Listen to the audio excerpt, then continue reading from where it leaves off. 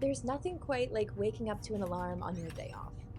This morning, I woke up to my electrical system beeping at me that I have low power and may run out soon, which means saying goodbye to my heater and my refrigerator and my phone and my ability to have, like lights once it gets dark, which means going to the bathroom in the dark.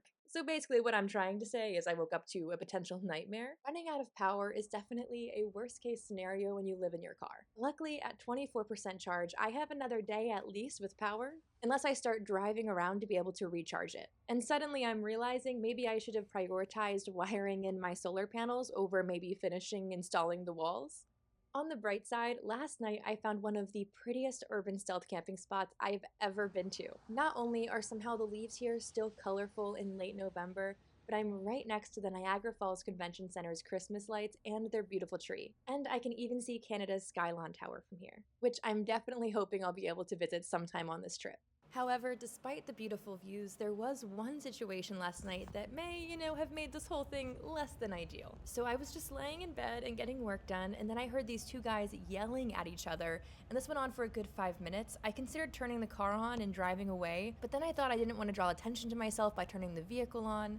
Unfortunately, my phone did not pick up the audio enough, but next time, don't worry guys, I will bring my microphones out to them and ask them to start over. I got you.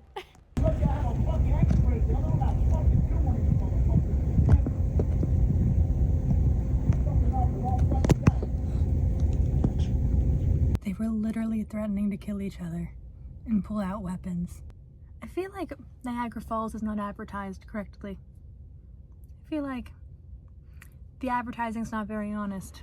And that actually wasn't my first sketched out moment here in Niagara Falls. Yesterday, I went to pick up a package at an Amazon locker in a Rite Aid, and almost every single aisle was locked behind glass, even items that were like $2 or candy. It was like the store feared having anything not behind glass, which to me, I kind of can tell when I go into a store and see how much is behind glass. To me, it kind of tells me how much security that area thinks it needs and tells me how safe I should feel in that area. So this was not a good sign for me at all. There was also a lot of different signs about like if anyone breaks into your vehicle, like it's not on us kind of things. So I definitely didn't feel that safe in this area.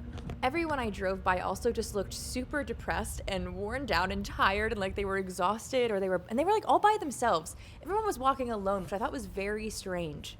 I just didn't feel like this was the Niagara Falls that they like advertise and it's supposed to be touristy and exciting. And maybe that's just because this is off season, it's winter, so things just don't have the same vibe, or I don't know. If anyone's been to Niagara Falls, let me know if this was your experience as well.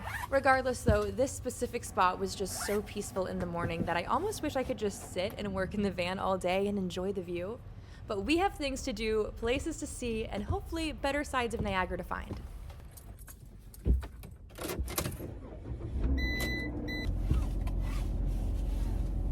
I have a really fun day planned and I'm super excited. I'm just worried about the weather and I hope that it holds out and doesn't rain. But it's Niagara Falls, right? Like I'm doing Cave of the Winds. So if it rains, I was already gonna be getting soaking wet anyway. So what's the big difference? And the other things I have planned that I bought tickets for are indoors. So we're gonna make it work. Yeah, that's all we can do. And it's just not the most ideal time to be traveling in Niagara Falls, apparently. But I'm here and I'm not gonna not do it, so we'll see how it goes. Unfortunately, a lot of the attractions here in Niagara are already closed for winter. So I wasn't able to do the Maid of the Mist boat or the Arrow car or honestly most of Cave of the Winds, which is understandable, especially for safety reasons. But this is definitely their off season for tourists, no doubt. Basically, what I'm trying to say is if you have one chance to go to Niagara Falls in New York, even though it's busier, going in the summer definitely has its advantages. Or if you cross over into Canada, it has a lot more of their attractions still open.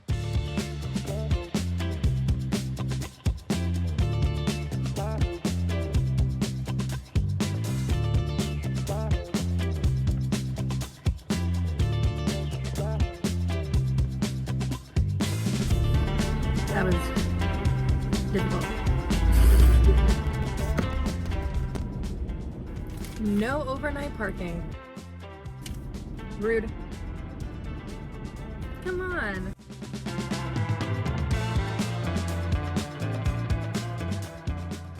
Well, there's a first time for everything, and apparently today, I found a parking spot I don't fit in. It's actually pretty rare I don't fit into a parking spot and stick out too far. I think this has only ever happened once before when I was in California and it was a super tight packed parking lot and I had to run into the Panda Express and get dinner before I got in trouble. That is definitely a really big reason I love the 159 ProMaster. I just feel like I'm driving a regular car. I have a friend who recently traded his converted van for a bus, and he says it's completely changed how he travels. And that van life on the East Coast with a bus is just very difficult, which I can definitely imagine. But anyway, welcome to Niagara Falls State Park here in New York. Today's first adventure is Cave of the Winds, which I actually did a few years ago and absolutely loved. Unfortunately, I didn't realize for winter they shut down almost all of the boardwalk. I really think they needed to have much better signage and just bigger and like postings before you pay money and go down there. On the bright side though, they do accept Pokemon cards as a form of currency here. We're all set. You're gonna enter right around the corner here, okay?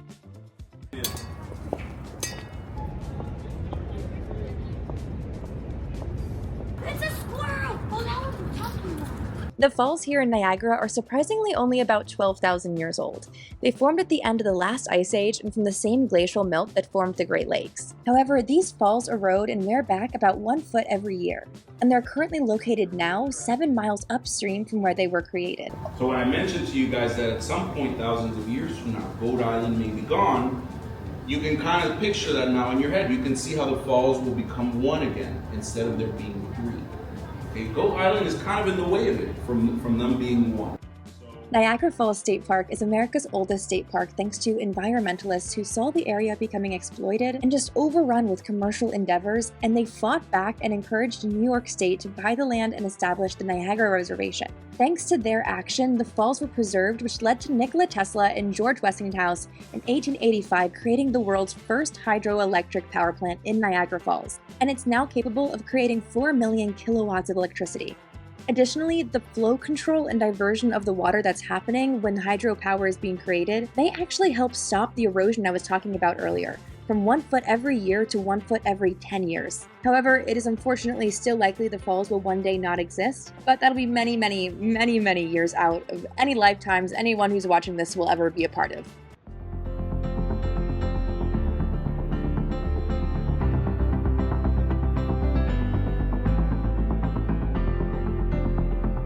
I can feel spray all the way back here. Niagara Falls is actually made up of a total of 3 falls. The falls that are on the US side are called the American Falls, and almost entirely on the Canadian side are the Lazy Bridle Falls and the Horseshoe Falls. The one I'm seeing right now on this tour is the American Falls. While Niagara is the largest waterfall in America by volume and width, Yosemite Falls is much larger in height by about 2,249 feet. In the winter, the ice from the falls would be too heavy and hard for the wood deck, so they actually take it down and rebuild the deck every year. So right now is about the time I discovered that most of the platform for Cave of the Winds was taken down and not as extensive as they usually are. And if you want to feel really safe about that, I found a quote by the chief deck builder that says most people who are building it have no carpentry experience at all. So that's a little unnerving. However, clearly no one has had any issues yet. So now I just want to know if they're hiring, because that seems like a really fun, crazy job to be a part of. A huge part of what started the boom of tourism here is interestingly a movie called Niagara starring Marilyn Monroe. Since then, lots of movies have been filmed here and featured Niagara Falls, like Superman 2, Pirates of the Caribbean, Bruce Almighty, The Office, Sharknado, A Man Called Otto, and many more. It's also known as the honeymoon capital of the world, and this started in 1801 when Aaron Burr's daughter Theodosia honeymooned here. And not long after that, so did Napoleon's brother Jerome Bonaparte. Thought his last name was Dynamite, that's weird. So there's definitely a lot of really cool history here, but even if there wasn't, it's just breathtaking to see something so massive and powerful and beautiful.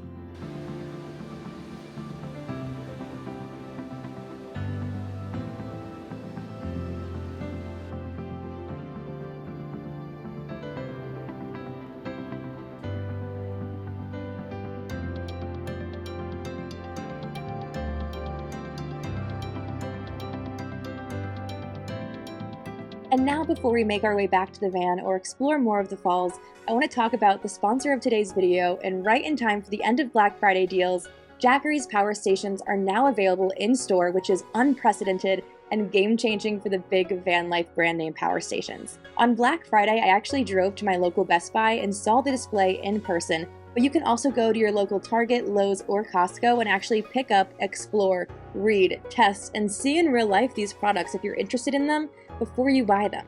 They have everything from power stations to solar panels. I actually own a lot of these products already, including the Jackery solar panel, the Jackery 100, the Jackery 1000 V2, and the Jackery 300 Plus, which I've been using now for over 2 years. I think it's really great that these are in store now for anyone who needs power ASAP. You don't have to wait for shipping times now, or if you live on the road, a lot of power stations actually can't be delivered to Amazon lockers because of the batteries, for safety, or because of how expensive they are. So getting a power station while on the road can actually be kind of difficult. I tried calling around to a local post office just to get a package delivered while traveling in northern New York to see if I could hold a package to pick up, and they all said no. So this is really creating accessibility and ease for people needing power on the road, which I think is great. My biggest recommendation when picking a power station would be to find one with a lithium iron phosphate battery chemistry. And also, as I said in the beginning of this video, I really regret not bringing my solar panels or having a fast charger for alternator charging.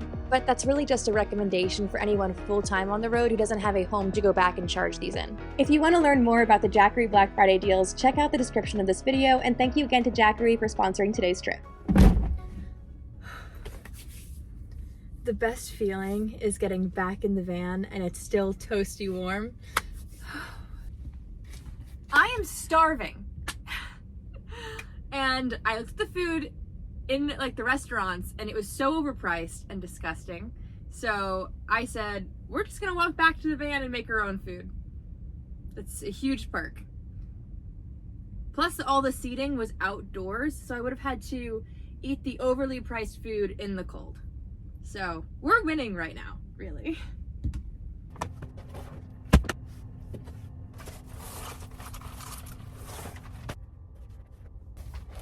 Look, I have French special K. English, French. Honestly, even when the whole van is built, I might still just eat on the floor because right now, my buns are toasted, okay? This heated floor, I just want to lay on it. It's so warm. Sometimes when I lay down on this bed and I pull up the blankets after it being on the whole day, it's like I have a heated bed. It's incredible. I love it. It is really nice. My cat Betty is definitely gonna love sitting on this floor.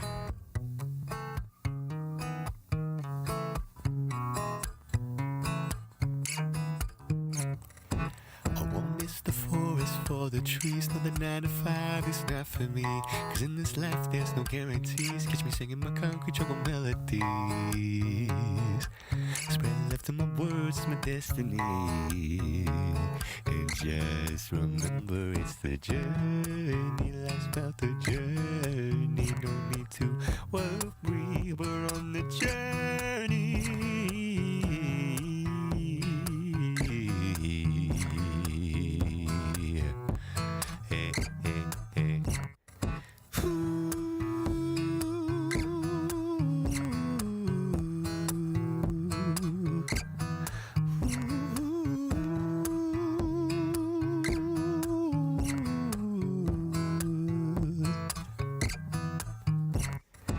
Try to say that now, but tomorrow I'll stress. Cause it's who I am, and that I don't confess. But I love myself and I'ma take what's mine. Making my way one step at a time.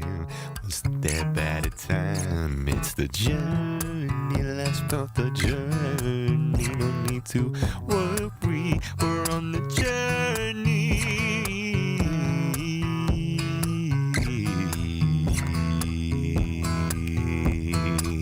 Hey, hey.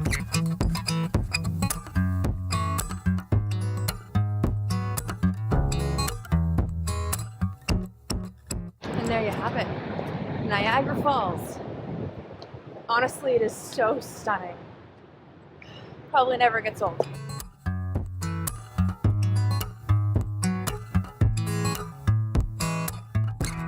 I'm just now realizing I probably shouldn't have eaten. I should have been saving every space in my stomach for our next stop.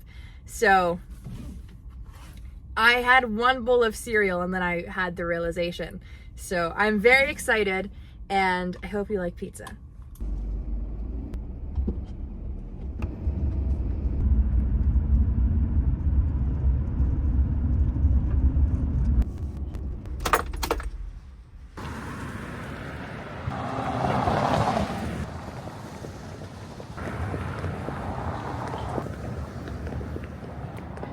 This is the Niagara Falls Convention Center, and today is the Festival of the Slice, a celebration of Western New York pizza, which they claim has the best pizza anywhere. And I have always loved New York pizza. For $1 a slice, you walk around pizza vendor to pizza vendor around this convention, and you can get sample slices and try out all these different kinds of pizza from all over New York. Admission was $10 on top of that, but you get a $20 Postmates voucher, so to me it was basically like getting a free Postmates, in my opinion. So a pretty good deal. Also, kids under 16 were free, which I think is really nice, especially since you're going to be paying for each slice once you get into the convention. This first pizza line was really long, but it was so cool getting to see them make the pizza from scratch step by step. I literally watched the pizza be created, put in the oven, be placed on the tray in front of me, and then was able to eat the pizza I just watched be made. These guys were super nice, and I really wish this was not a pop-up because this pizza, I won't spoil it. I won't spoil it. Just cheese? Yeah. 2 tickets, please. This one? Yeah. Would you like a napkin? Not today, thank you.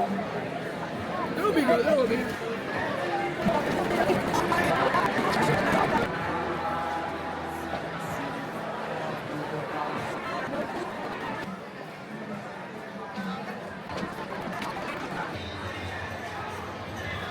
All right, after 40 minutes of standing in line and then pacing around the convention center looking for a seat for a long time, it is finally time to try the first slice of pizza. It's actually really good.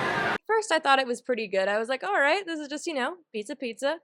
But then as I had more, I started to realize this was a freaking amazing, heavenly piece of pizza. I don't think I'm gonna top that. That was some of the best pizza I've ever had.